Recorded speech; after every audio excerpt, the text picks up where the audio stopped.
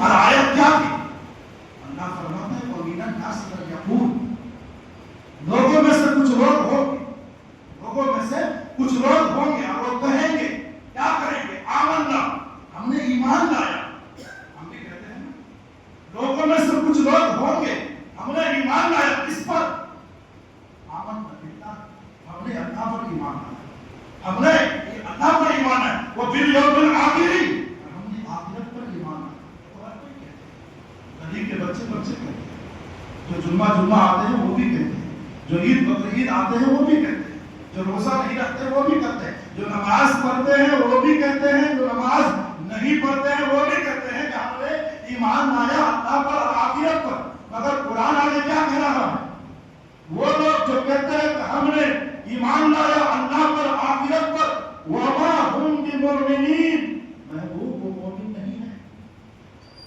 ان کی ایمان کا بائکاٹ کیا جا رہا، اس کی ایمان کی سند کو رد کیا جا رہا. وہ لوگ جو کہہ دیا کہ ہم نے اللہ پر ایمان لایا اور آخرت پر ایمان لایا، اللہ کہتا ہے وہ مومن نہیں ہے. اگر وہ مومن ہوتا، اگر وہ مومن ہوتا تو دنیا میں رہ کر آخرت کی تیاری ضرور کرتا. اگر وہ مومن رہتا تو پھر اللہ پر اس کا یقین رہتا.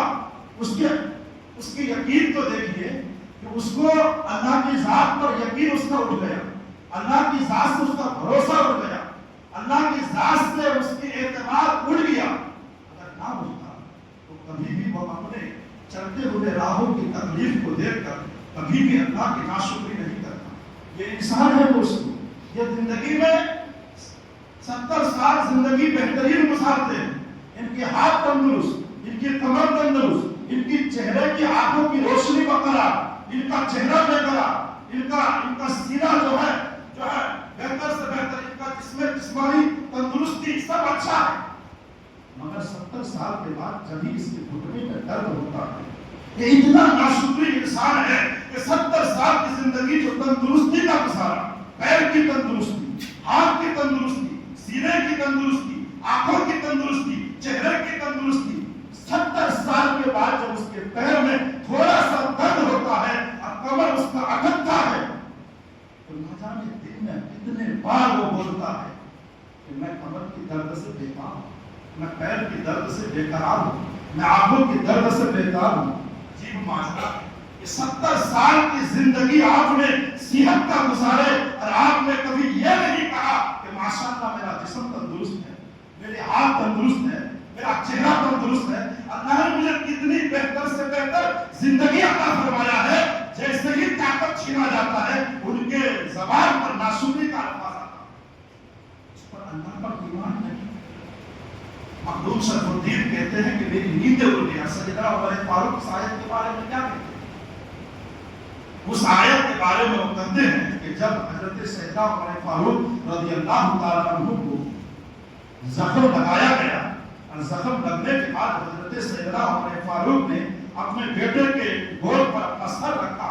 حضرت عبداللہ ابن عمر رضی اللہ تعالیٰ عنہ نے اپنے باپ کے سروں کو اپنے گود میں رکھا تو عمر نے کہا میرے سر کو اپنے گود میں مت رکھو، میرے سر کو زمین پہ رکھو، میرے سر کو ہاتھ پہ رکھو.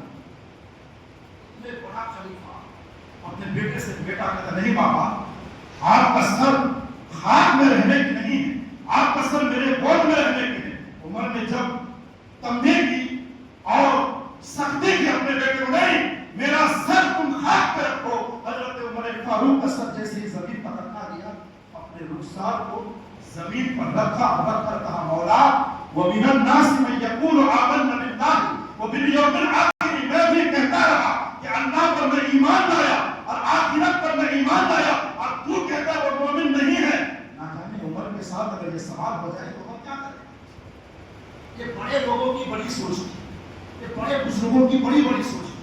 عزیزان قدر ملت اسلام ہے وَمِنَ النَّاسِ مَن يَقُولُ، کچھ لوگ کہتے ہیں کہ ہم نے ایمان لایا اللہ پر اور آخرت پر، اور اللہ فرماتا ہے کہ وہ مومن نہیں ہے. اگر یہ بات ہمارے اوپر فٹ ہو جائے، آپ کے اوپر فٹ ہو جائے تو ہم کریں گے. اور یہی ایمان ہے دوستو، جس ایمان کے بنا پر نہ ہم بخشے جائیں گے، نہ ایمان کے بنا پر نہ ہماری بخشش ہوگی، نہ ایمان کے بنا پر ہماری نجات ہوگی، نہ ایمان کے بنا پر ہماری پرسرات سے پالگی. ایمان اگر موجود